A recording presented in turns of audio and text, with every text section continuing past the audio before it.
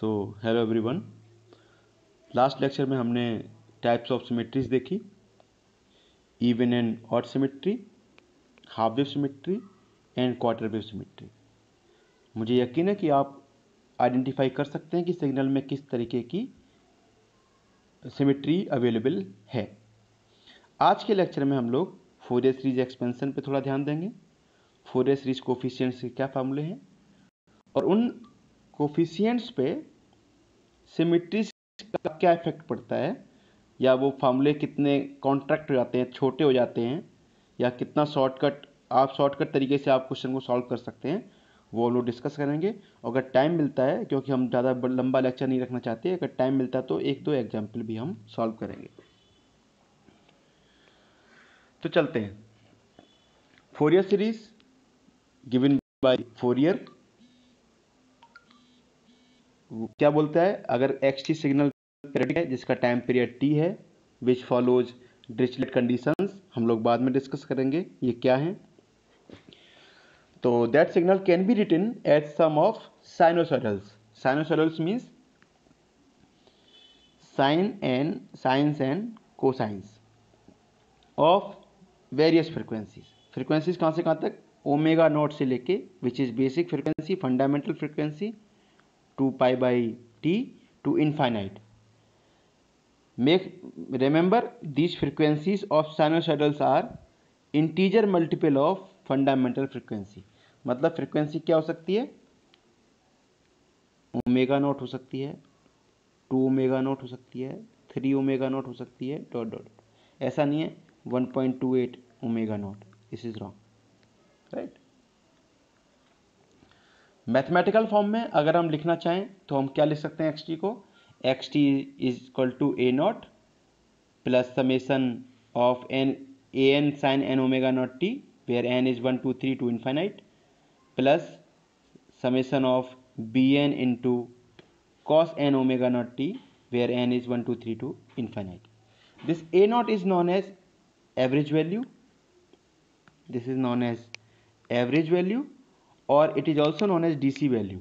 Sometimes कोई मतलब someone can ask what is the DC value of the signal, so you understand that he is asking about average value or A naught, right? Fourier series तीन तरीके की हमने पढ़ी है class में, TFS trigonometric Fourier series जो हमने यहाँ पे एक्सपेंशन लिखा है, PFS polar Fourier series and exponential Fourier series.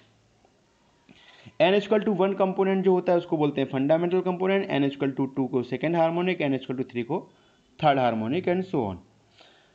अगर कोई तुमसे पूछता है कि सेकेंड हार्मोनिक की फ्रीक्वेंसी कितनी है तो 2 ओमेगा नॉट, इसी तरीके से फिफ्थ हार्मोनिक की फ्रीक्वेंसी कितनी है तो 5 इंटू ओमेगा नॉट। इस तरह के क्वेश्चन एक दो बार एक नंबर के गेट में पूछे गए, इसलिए मैं तुम्हें बता रहा हूँ।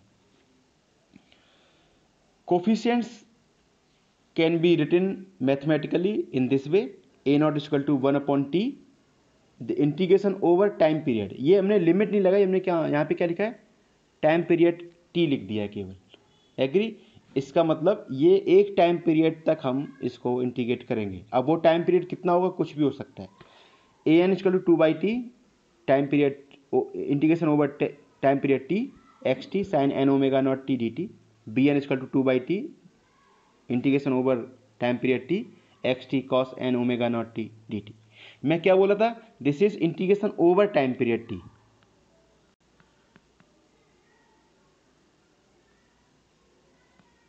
Integration over time period t। अब लिमिट आपकी कुछ भी हो सकती है, जैसे -t/2 से t/2, ओवर लेंथ कितनी है t, -t/4 से 3t/4 लेंथ क्या है t, -t0 से लेके t-t0 लेंथ इज t। तो लिमिट आपके हाथ में, आप कुछ भी मान सकते हो। अब हम सिमेट्रीज पे आते हैं, सिमेट्रीज का क्या इफेक्ट पड़ता है। तो अगर आपका सिग्नल xt इवन सिमेट्रिक है तो जो कंपोनेंट मतलब an जो कि एसोसिएटेड किससे है, साइन के साथ है, वो जीरो हो जाएगा। अगर सिग्नल xt है तो साफ साफ लिख सकते हो आपकी जो साइन के साथ एसोसिएटेड है that is 0, a n equal to 0। A naught आपको कैलकुलेट करना है, इट मे और मे नॉट बी 0, आपको कैलकुलेट करना है। बी एन में देखते हैं हम क्या चेंज होता है। बी एन का फॉर्मूला जनरल क्या है, b n equal to 2/t integration over t x t cos n omega naught t d t. अब जो ओवर टी हमें करना है इंटीग्रेशन, हम लिमिट मान के चल रहे हैं -t/2 से t/2। So b n equal to 2/t integration -t/2 से t/2 x t cos n omega naught t d t. अगर इंटीग्रेशन को हम दो भागों में बांटना चाहें तो इस तरीके से बढ़ेगा 2/t आगे मल्टीप्लिकेशन में, और -t/2 to 0 and 0 to t/2। So -t/2 to 0 x t cos n omega naught t d t and 0 to t/2 x t cos n omega naught t d t. ये है first part और ये है second part. आपको पता है कि आप किसी भी इंटीग्रेशन में चेंज ऑफ वेरिएबल कर सकते हैं, बशर्ते आप उसकी लिमिट भी उसी तरीके से चेंज करें। तो अगर हम फर्स्ट पार्ट में केवल फर्स्ट पार्ट में t की जगह हम -t कर रहे हैं तो हमारी लिमिट कहां से कहां तक हो जाएगी। अगर -t/2 इसमें रखते हैं तो लिमिट हो जाएगी t/2 से लेके एंड t/2 से लेके 0 तक, अगर हम t से -t कर रहे हैं। दूसरा dt की जगह क्या हो जाएगा, -dt। अगर हम ये दोनों चेंजेस फर्स्ट वाले पार्ट में करते हैं तो हमारा क्या हो जाएगा, लिमिट t/2 से 0 x of -t cos -n omega naught T -dt। Second part में हम चेंज नहीं कर रहे। थोड़ा और देखो, कॉस माइनस थीटा मुझे पता है, कॉस माइनस थीटा क्या होता है, कॉस थीटा ओनली, और ये माइनस बाहर आ जाएगा, ये वाला माइनस बाहर आ जाएगा, तो यहाँ पे बाहर आ गया integration t/2 to 0 x -t cos n omega naught t d t. Second part as it is. अब थोड़ा गौर कीजिए, हमें पता है कि अगर सिग्नल इवन है तो कंडीशन क्या थी, लास्ट लेक्चर में पढ़ा। तो अगर सिग्नल इवन है तो x of -t equal to x of t only, और अगर हम ये पुट कर देते हैं ऊपर वाले में कंडीशन में, अगर सिग्नल इवन है तो हमारा क्या हो जाएगा। और दूसरा क्या है, जो माइनस ये बाहर लगा है, जो यहाँ पे माइनस लगा है, इससे आपकी लिमिट चेंज हो सकती है। तो हमने यहाँ पे लिमिट t/2 टू 0 था, 0 तो क्या हो गया 0 टू t/2।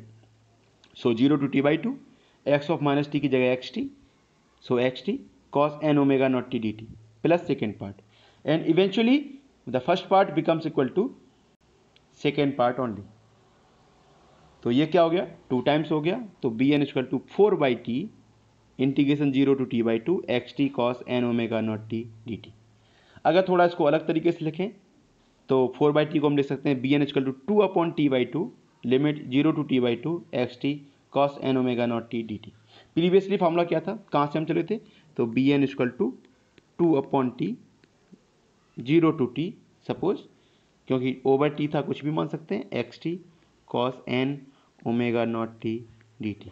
इसका मतलब अगर सिग्नल में सिमेट्री है तो आप आधा टाइम पीरियड यूज करके भी वो कोफिशिएंट कैलकुलेट कर सकते हैं। t की जगह t/2 पुट कर दो केवल, बस। Agree, okay. तो अगर समरी देखी जाए तो ए नॉट मे और मे नॉट भी 0 मीन्स आपको कैलकुलेट करना है using the formula. A n definitely 0 होने वाला है and b n can be find out in this way. आपको 0 से t करने की जरूरत नहीं है, आप 0 से t/2 में काम चला सकते हैं, right. In the same way आपको 2/t में भी 2/t/2 करना पड़ेगा।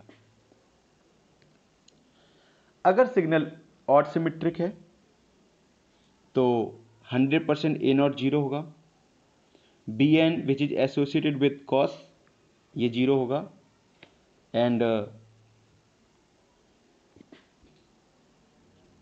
सेम मैथमेटिक्स यूज करके a n can be written as 2/t/2 integration 0 से t/2 x t sine n omega naught t d t. मतलब आपको 0 से लेकर t तक करने की जरूरत नहीं है, 0 से लेकर t/2 में भी करते हैं आप तो कोई दिक्कत नहीं।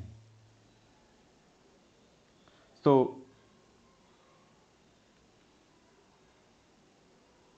अगर हम कंक्लूजन निकालें, अगर हम कंक्लूजन करें इसका, तो कंक्लूजन ये है कि अगर सिग्नल में, अगर xt में इवन या ऑड सिमेट्री है, तो जो इंटीग्रेशन लिमिट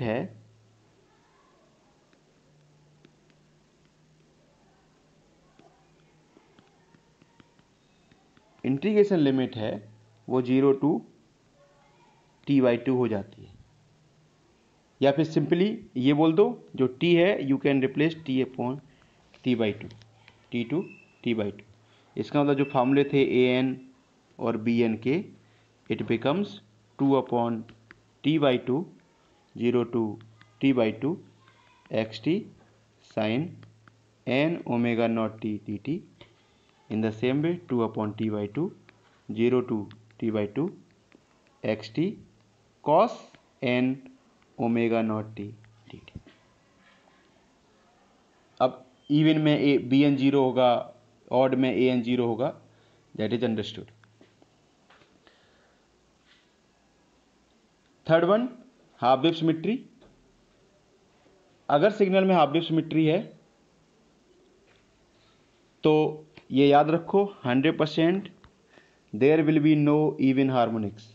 मतलब n इक्वल टू 2, 4, 6, 8 के लिए जो भी कोफिशिएंट्स हैं, चाहे वो an हो और bn हो, ये 0 रहेंगे।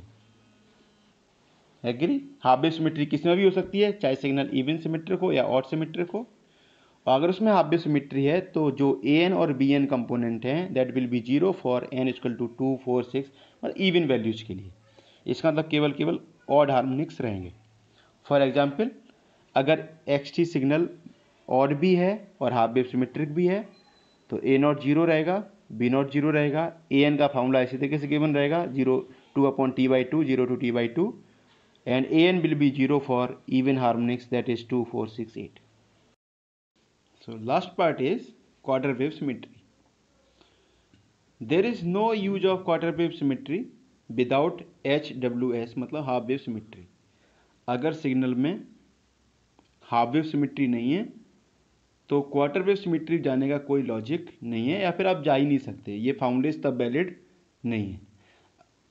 अगर क्वार्टर वेव सिमेट्री आप यूज कर रहे हैं तो ये फार्मूले क्या हो जाएंगे, यहाँ पे थोड़ा गलत है, this is 2/t/4 and 2/t/4। तो जो टाइम पीरियड आप 0 से t/2 ले रहे थे, अभी वो हम कहाँ से कहाँ तक जा सकते हैं, 0 से t/4 पे जा सकते हैं, केवल क्वार्टर साइकिल आपको लेना है। तो आपके फॉर्मूले ये an हो गया और ये bn हो गया। लेकिन याद रखना, हम ये मान के चल रहे हैं कि सिग्नल में हाफ वेव सिमेट्री पहले से है। मैं क्यों इसको एम्फेसाइज कर रहा हूँ, यहाँ पे आप स्टेटमेंट देखो। अगर आप इससे an और bn निकालते हैं तो you will not gate 0 value for even values of n। मतलब जब आप an और bn का फॉर्मूला निकालते हैं तो वो n इक्वल टू 2, 4, 6, 8 के लिए 0 नहीं होगा। एग्री? फिर आप कंफ्यूज कि जब सिग्नल में हाफ वेव सिमेट्री है, HWS है, तो ये इवन के लिए 0 होना चाहिए।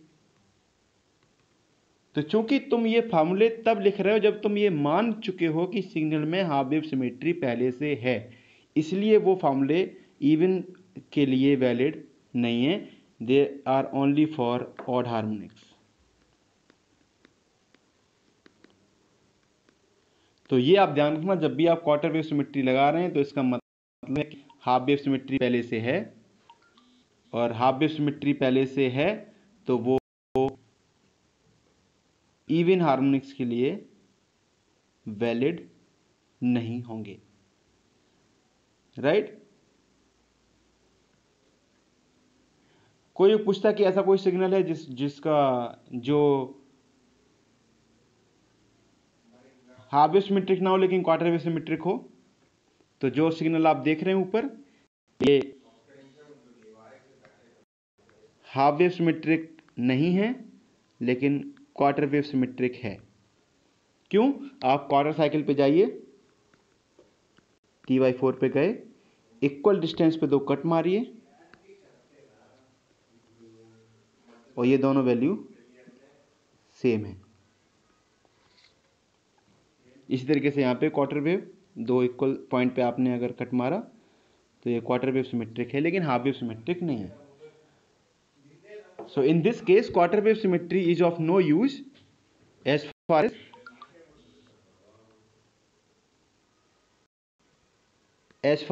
Fourier series coefficients are concerned. So I hope I made the point. आपको समझ में आया होगा। आप लेक्चर सही से देखिए। अगर आपको कोई डाउट है तो आप कमेंट सेक्शन में जाके वहाँ पे कमेंट कर सकते हैं। ख्याल रखिए अपना। धन्यवाद अपना समय देने के लिए।